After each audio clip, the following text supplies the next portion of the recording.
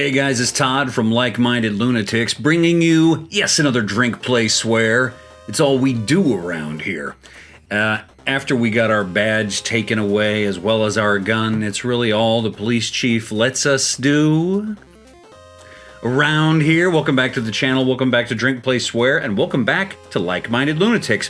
Like-Minded Lunatics, hey, have you done it yet? Bang, have you hit that subscribe button? I can't wait for you to do it. You put yourself in a lottery to win $1 million out of Mark Gifford's bank account. What? Untrue. If you hit subscribe.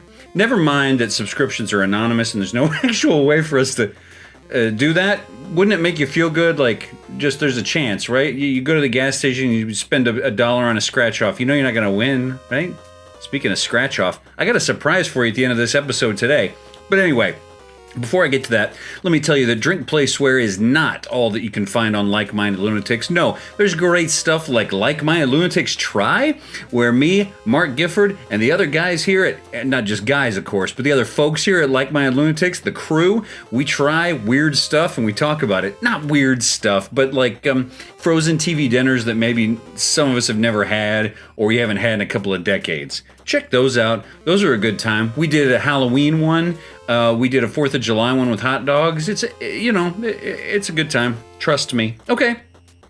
So what is Drink, Play, Swear? Well, it's exactly what it sounds like. I play a game, usually a classic one, pair it with a beverage, and I tell you a story. That's right, mostly true story. All right, so what do we got today? We've got, whoa, wrong hand, Todd. We've got Dick Tracy on the Nintendo Entertainment System. I've been having fun going back to the classics on the NES, and I'm pairing it today with another classic. That's right, this is a Jim Beam and Coke. Get yourself something.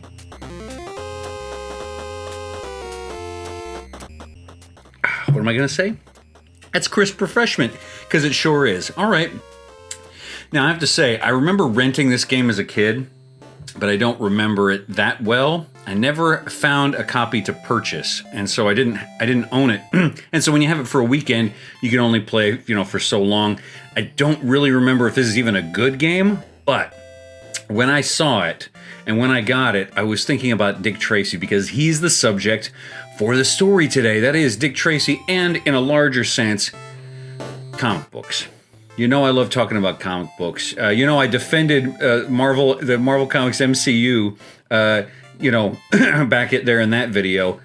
I don't know, is it my life's work? No, of course not, but it's a part of who I am. So check this out. For 8-bit, pretty decent on the graphics, and I do like the music so far.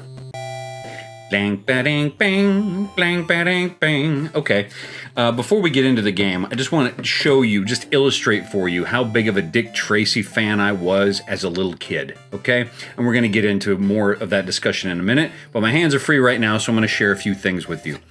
I have, the green screen's doing funny things there, the Dick Tracy trading card set from the 1990 release of the film, right? I had, as a kid, this Dick Tracy case book, and it is the collected newspaper comic strips. Now, they're in black and white, you see.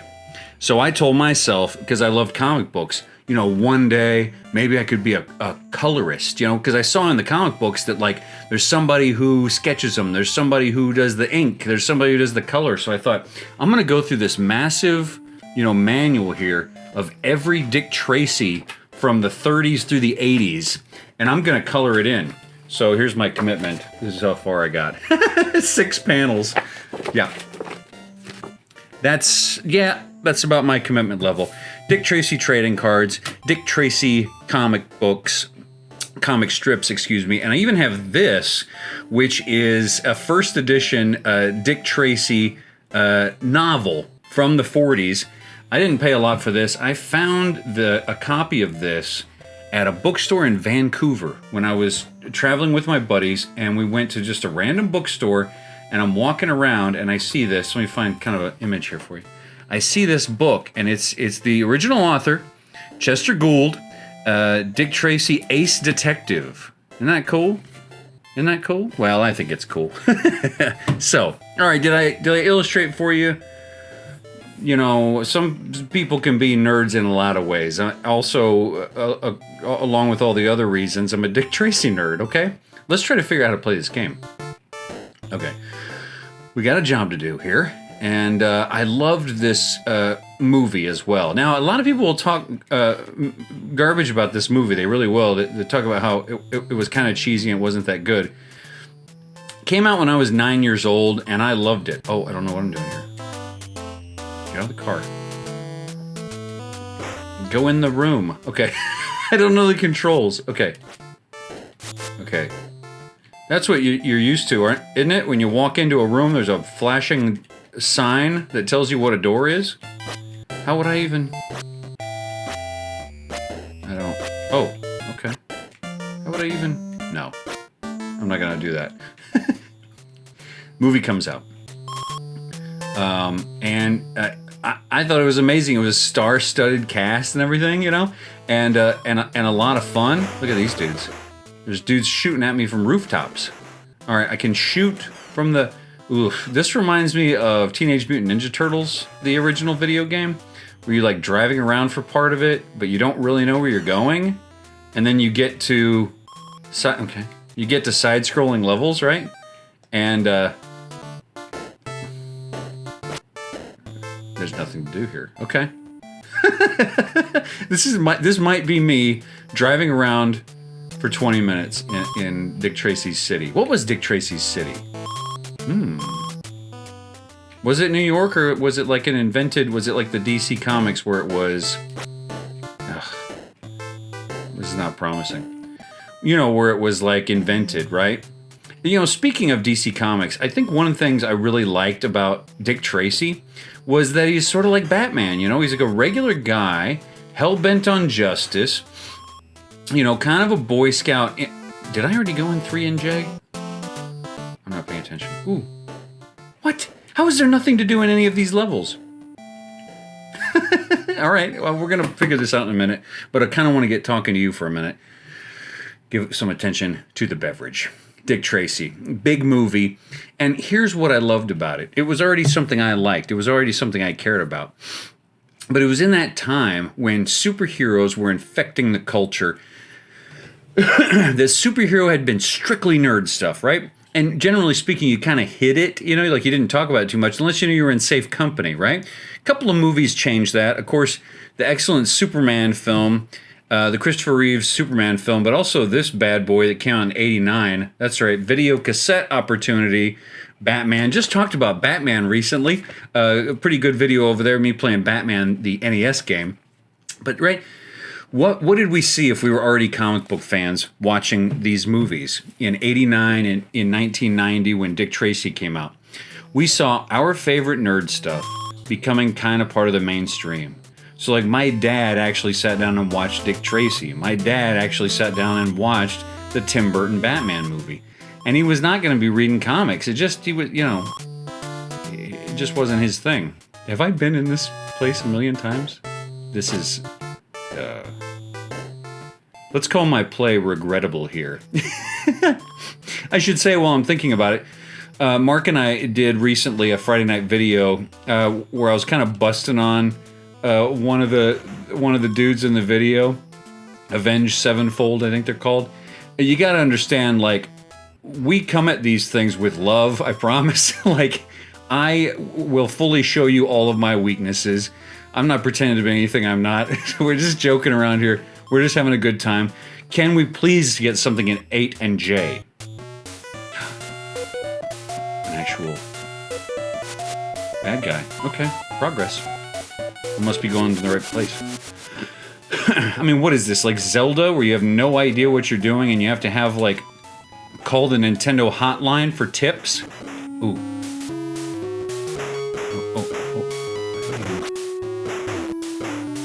What strategy could I use here? Okay, I got my gun out. I figured that out. I don't know what happened there, but I died from shooting that man. Okay, that's one game over. We'll try again in a second. Okay, but what I'm getting at is that a movie like Superman in the 80s, a movie like Batman in '89, Dick Tracy in 1990, what it did was it mainstreamed this stuff. And I know that Dick Tracy and Batman and Superman had been around since the 30s, so it wasn't new stuff, but it wasn't really something that everyone was into. Like, it was kids stuff. It was something you outgrew. And the 80s and 90s were the first time where maybe it was movie technology getting better. Maybe it was just people who loved that stuff were getting older and being put in, managerial positions to decide what kind of movies were being made. I don't know. But I loved that it legitimized the comic book. When I worked at Books of Wonder in New York City, which I've talked to you many times about, one of the coolest things that I got to do there was sometimes there'd be parties. And there'd be parties for publishers, and there'd be parties for writers and artists. And I would always ask to pour the wine because I wanted to talk to people and meet people and try to, network or something. And I was working on my MFA in creative writing, and I wanted to talk to people. Well, one night, we were having Art Spiegelman come and sign some books and do a little speaking event. And I was so excited. Art Spiegelman is an icon in comic books, one of those legitimizers of comic books. Because did he do some trashy stuff? You're right. He did some wonderfully trashy stuff that I love, namely the Garbage Pail Kids. Right? Garbage Pail Kids? My parents, that whole generation, thought that it was pure trash. Garbage Pail. Pure trash. But Art Spiegelman would go on to create Mouse, the beautiful graphic novel that discussed, by using mice and cats, the horrors of the Holocaust. Holy cow. Taught in graduate school now as an example of excellent graphic novels and comic books as an art form. So he was coming to the store, and I asked to be on wine, and I was. I was so excited that I was going to maybe get a chance to talk to him. Guess what? That night, I don't know what Art Spiegelman is like, but he didn't come to the wine table. He wasn't drinking that evening, or maybe he doesn't drink at all. And I was so embarrassed I couldn't just go up to him randomly. See, the wonderful thing about pouring wine at a place is people come to you, you see, and then you strike up a conversation, and as long as you're not incredibly uncomfortable and awkward, they'll keep just standing there and talking to you.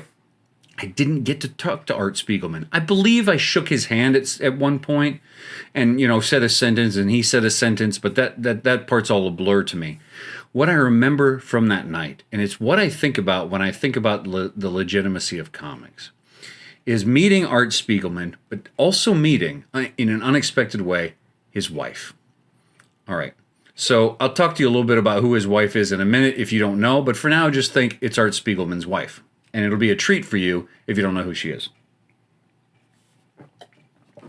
So I'm standing there with the red wine and the white wine. And this woman comes up, who I gather is Art Spiegelman's wife, because they've been arm in arm all night, right? She comes over. Oh, I got a super punch. Okay. I don't know if this is a boss-oriented game. Look at that. You see that guy go? I'm just going to do what I can here. So Art Spiegelman's wife comes up. Whoa, does that look like a green Dick Tracy? What is happening in this game? And now I can pull up my gun. I think what's happening is I'm not supposed to shoot the guys without guns, that it hurts my health. You think that's right? But I am allowed to shoot the guys who are firing at me. Oh, Dick Tracy, you're so moral. It's awfully inconvenient for you to be this moral. Okay. So Art Spiegelman's wife. Ooh, you see that hurt my health. I can't keep up with this. I don't like this game. Green, there's no green Dick Tracy. Why would you put anyone else in the game in a yellow coat? That's his iconic colors. That's all right. All I want to do is talk about Art Spiegelman and his wife anyway. You go play Dick Tracy. Enjoy yourself. So, I'm standing there pouring wine. Art Spiegelman's wife comes up, and we get to talking. While we're talking, she's asking me about myself. Very kind. I'm just telling her I'm a student. I'm a fiction writer and all this stuff. Well, while she's talking to me, people are coming up and getting more wine. And I'm pouring it for them, and I'm trying to do my artful pour at the end just to make it look like I got class. I didn't. I'm 26 years old, wearing a blazer though, so I'm trying to be classy. Pouring the wine.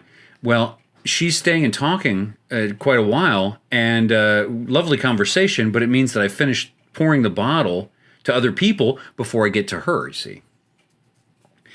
So she's like, oh, well, it's been so nice talking to you. Do you think I could have a glass of the red? I said, of course. Sorry for taking your time. I turn around. There are no more bottles of red. There's like 3 bottles of white left.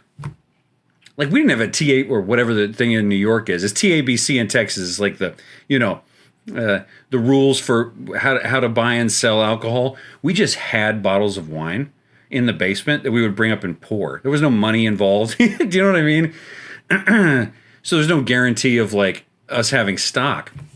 I said, oh my God, I'm so sorry. We're out of red. Can I pour you a white? She says, no thanks. Too sweet for me. But thanks so much and best of luck to you.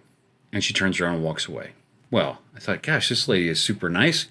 And I got to do something about this. But then I remembered that in the basement of Books of Wonder, next to the fridge, there were cases of wine. And the owner didn't drink. And of course, we weren't allowed to drink at work. So that wine's just sitting there for those events. I didn't ask. I ran downstairs. I grabbed up 3 bottles of red real quick. I ran back upstairs. I cork one. I pour it, and I walk out into the store to find Art Spiegelman's wife, and I give her the wine. And I said, I found some in the basement. She goes, I can't believe you did that. Thank you so much. So she was talking to some bigwig. You don't understand. Okay, now maybe is when I will say this. This is not just Art Spiegelman's wife, okay? She is Françoise Moulier. My French is awful. Mouly? I don't know. I'm sorry. I'm so embarrassed to even try it. But she is iconic in her own right, okay? She's been running her own graphic novel magazine for years called Raw. She's a designer, editor, and publisher. Oh, and if that's not impressive enough for you, she's been the art editor for The New Yorker since 1993. I didn't know any of that. But I did just get her wine. So I guess I'll have one more go real quick while I'm finishing this story. So she was so sweet because she's a bigwig. She's standing there talking to some other bigwig I didn't know about. I don't know from Adam or Eve. And she taps me on the shoulder. She says, I want you to meet my friend. She's in publishing, etc., etc. She was very polite. And she was even like, I don't know if it was feigning interest or she was actually interested, but he goes to the new school. He's studying fiction. She was like she's this French woman, very elegant, I would say, is a good descriptor for her. Well, the evening finishes up. I'm gonna figure out what to do in this game maybe real quick. Where haven't I been yet? The evening finishes up and everything goes fine, and everyone is very excited about how it went because it was a good event and it was a big crowd and lots of people. But it wasn't until the next day that I got my biggest thrill. And that was that I was at the front desk just slinging books one morning, like 10:30 in the morning when the store had kind of just opened. And Françoise Moulier walks back into the joint. And she has a limo outside. And she says, Todd, remembered my name. I just wanted to thank you so much last night for that glass of wine. You didn't have to do that. I appreciate it very much. $20 bill tip. $20 to me. Now this lady is huge and iconic. So you might go like, why not give him 100, right? But actually that, I think, would have sort of been an insult because that would be throwing money around, you see. I think it was just graceful and beautiful that she came back to tip in a limo. And then she gave me 20 because it was like, I don't know, it felt like the right amount to say thank you, but not be like show-offy. Do you see what I mean? But not be like, here's a buck. I came down to 18th Street to give you a buck, right? So I apologize for mispronouncing the name. All of you who are better cultured will have been saying it properly over me, and that's fine. But in conclusion, I know I didn't play a lot of this game because turns out it ain't great. I promise I'll be playing better games coming up soon. What do I want to wrap up with today? As I'm wrapping up my statements or what I want to say, and that is that Dick Tracy, Batman, Superman, making it into the movies, legitimized that art form for me. And then later on, growing up with the inspirational words from Art Spiegelman. You know, Art Spiegelman said comics are a gateway drug to literacy. That kind of attitude really showed parent groups, religious organizations, and even some librarians that these comic books weren't garbage, that they had worth. And people like Art Spiegelman and his wife further pushed that and were really graceful people. And when I won $20, when I got $20 from her that day, I felt like I'd won $1 million. Because it felt special. So what am I saving here? Well, I made a reference to a scratch off at the beginning here. I want to show you what I'm holding. And I think it's really special. And it's actually, besides the Spiegelman Mouly story, it's why I recorded this today. Because obviously you could tell I didn't play the game beforehand. What am I holding in my hand here? This is a scratch off game from McDonald's. A big thing that they did in 1990 when the game came out, or excuse me, when the movie came out, play McDonald's $40 million Dick Tracy game. It's called the Crime Stopper game. Now, there's two ways to win. One way, over in this hand, was you rub this off, and it's going to reveal a villain. One of the things I loved the most about Dick Tracy was, like Batman, he had great villains, right? Flat Top and Itchy and all these great, Prune Face, Mumbles, all these great villains. So you were to rub this off, and then if you went to your local McDonald's, they would have changed the display in store, and if you got the right guy, so you could cash in. What's it say here? If he's posted on the most wanted display, you claim your reward. And they would keep that. So this is not 1990 anymore, so I'm not going to be able to go to my local McDonald's. But I love the idea. Here this is, all these years later, the rest of this game is unscratched. So I thought I would scratch it off with you. I felt so lucky to meet Art Spiegelman, Francois Mouly, that I felt like I won $1 million. But let's see if I won $1 million today. You want to find out? All right. Well, let's see. I'm really rubbing this off. This thing is from 1990. Let's see. I didn't even get like a coin beforehand. Who do I have? I'm rubbing off the second part first, see. The one that doesn't matter. All right, I never heard of this villain. His name is Whip Shoot. Can you see that? No, you can't see that. There we go. Whip Shoot. I'm familiar with a lot of Dick Tracy stuff. I don't know that guy. Okay. But the main part of this game here, you see, is it says the scene is the police lineup. Your assignment, rub off any one box at a time to pick out the bank robber and get your reward. But if you reveal game over, part one is void. So you're trying not to hit game over. All right, well, I'm going to go with Flat Top first because he's my favorite villain.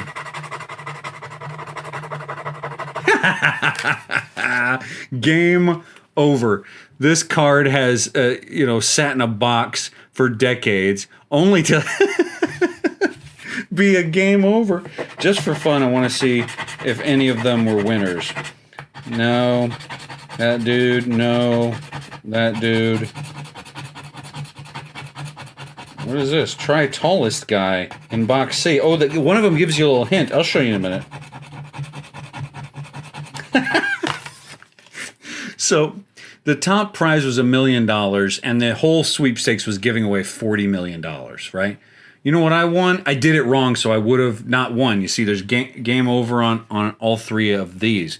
I scratched this guy fourth, and it said, scratch the tallest guy to reveal your prize. Scratch this guy? What is it? 50 cents off a cheeseburger or a breakfast sandwich. McDonald's, I'm coming over next week, and I demand my 50 cents off a breakfast sandwich. I like a sausage biscuit with cheese. Who doesn't? A McGriddle occasionally? I feel like the big winner today. I feel like a big winner. Baby, look at me. Look at me. Your money, and you know what else? You're a big winner tonight. Even though I utterly failed at the Dick Tracy game, who cares? That's a bad game. I don't feel... Some of these games I feel like I need to get good at, not that one. Hope you guys are doing well. I got a lot of beverage left here, but my story is done, and my scratch-off is done. I didn't win $1. I won 50 cents. McDonald's, I'm coming for you. Coming to get my 50 cents. Cash money, Mr. Willie. In between now and the next time I talk to you, I am Toddy Mac Wright, gumshoe extraordinaire.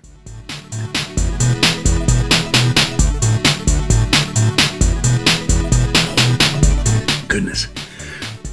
See ya.